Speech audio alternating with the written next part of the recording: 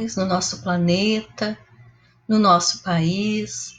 Mas, enfim, aqui estamos, a maioria de nós reclusos nos nossos lares, meditando, lendo, trabalhando de forma remota, mas, enfim, estamos vivendo este momento com a nossa fé, com as nossas possibilidades, com as nossas dificuldades, mas com a esperança de dias melhores.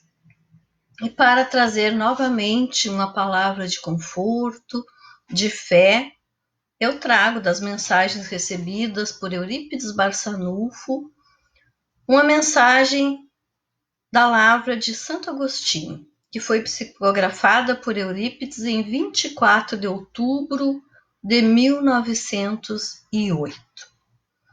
E Agostinho nos diz o seguinte: a graça da infinita majestade divina, qual, além de perfume desprendido das numerosas flores que inebriam o ambiente, varridas como este pela branda aragem, varridas pelo hálito dos Espíritos do Senhor, penetre nos recessos de vossos espíritos. E aí, qual aves em plumes em seus tépidos ninhos pipilando, reclinem no dourado leito do amor e da caridade de vossos corações, enternecendo-os na melíflua expansão de amena confraternidade. Una-os pela estima mútua que vos deveis. Que nos unamos nestes momentos pela estima, mas que essa estima seja respeito incondicional a todo e qualquer ser humano. Unidos no grande altar da natureza, fraternos, amoráveis e irreverentes, dedilhai nas liras do amor profundo e reconhecidos hinos a Deus, a Jesus, aos anjos do Senhor. Agradecer a Deus pelos momentos em que nós temos a liberdade de sair pelas ruas da nossa cidade, de respirar o ar puro, de passear com os nossos filhos, com nossos animais de estimação, de buscarmos o nosso alimento, por tantos momentos que nem sempre nós paramos para agradecer. Louvemos a Deus. Agradeçamos neste momento por toda essa fartura de informações, de tecnologia, por essa comunicação que nós temos ao nosso dispor. Porque em outros tempos, meus irmãos, quando a peste nos abatia, a gripe espanhola, por exemplo, nós ficaríamos dentro das casas incomunicáveis, sequer com luz elétrica. Hoje temos os celulares, os computadores, a comunicação instantânea com os nossos entes queridos. Agradeçamos a Deus. Somos ricos, somos fartos de muitos bens, de muitas benesses, de muitas oportunidades. Este vídeo não seria possível em outros tempos. Esta conversa, esta mensagem que vem de 1908, que está nos livros, mas que nós podemos ofertar aos irmãos nesta noite por este meio de comunicação. E segue Agostinho nos dizendo: e nesta simpática, harmoniosa, indissolúvel união, modulando estrofes de caridade, palmilhamos a ampla vida do progresso sem limite. Ouvintes da palavra do Espírito Consolador, dentre vós como relâmpago que no seio da negra nuvem desabrocha em clara e atemorizadora luz. De vós partiu a evocar o meu espírito, que é debruço nas campinas do infinito, contemplava e admirava as grandezas das criaturas da eterna bondade. Meditava, e na minha doce meditação eleva-se para o seio de meu Deus a minha prece de real reconhecimento e adoração. Eu pergunto aos irmãos: Nestes momentos de dúvida, de dor, de medo, nós estamos elevando a nossa prece sincera a Deus? Nós estamos acreditando que estamos amparados nestes momentos? Segue Agostinho nos dizendo: chamado, porém, por vós, qual outrora na paupérrima mansarda do pobre, em cujo seio inquebrantável fé e confiança como pastor das almas residia, como nesta choupana, onde com respeito lembrado, bendito e chamado, era o nome de Jesus, nosso Senhor, a ver e ao presenciar que sua evocação atendida fora, arfava-se-lhe o peito de alegria e respeito.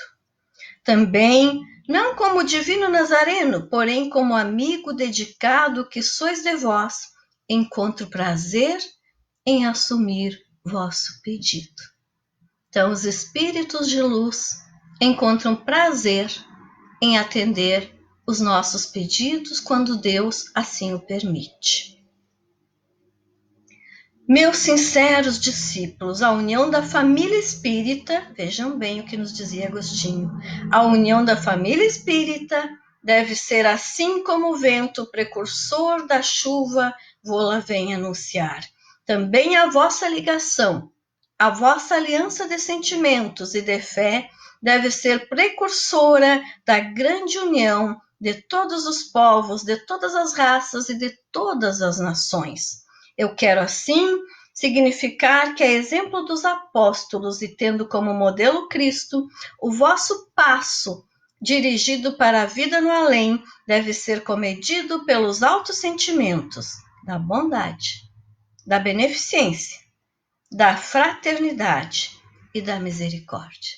Então, ele nos diz que a união dos espíritas deve ser exemplo para a humanidade, por meio da prática da bondade, da beneficência, da fraternidade e da misericórdia. Nos mantenhamos unidos.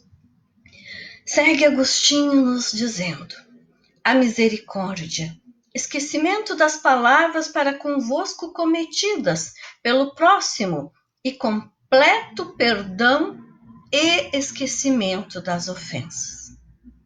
Nestes dias de reclusão, nos nossos lares, esqueçamos as ofensas. Perdoemos, para sermos também perdoados. Eis a lítima misericórdia, perdão, perdão, ó termo, ó vocábulo, sentido pronunciado e dado pelas almas caridosas e amigas de Jesus. Perdão. Eis o gemido mais caro, mais profundo e mais doído, partido da boca de todos os pecadores do espaço, como da terra, e dirigido ao ser superior. Perdão, perdão. 6 letras que constituem o arrependimento de vossos erros, de vossas faltas, de vossos crimes, da injúria, da calúnia. Perdão. Eis, caros e prezados irmãos, a palavra que por mais de uma vez tendes pronunciado no tribunal divino: perdão. Eis o que numeradamente tendes obtido de vosso Criador, e porque o acho salutar, inefável e boníssimo mesmo para vós, e não sabeis que ele também o é para os vossos semelhantes? Nós gostamos de ser perdoados. Nós perdoamos já os nossos semelhantes? Por que, meus filhos, balbuciais, perdoai, ó Pai, perdoai as nossas dívidas, assim como eu perdoo aos meus devedores.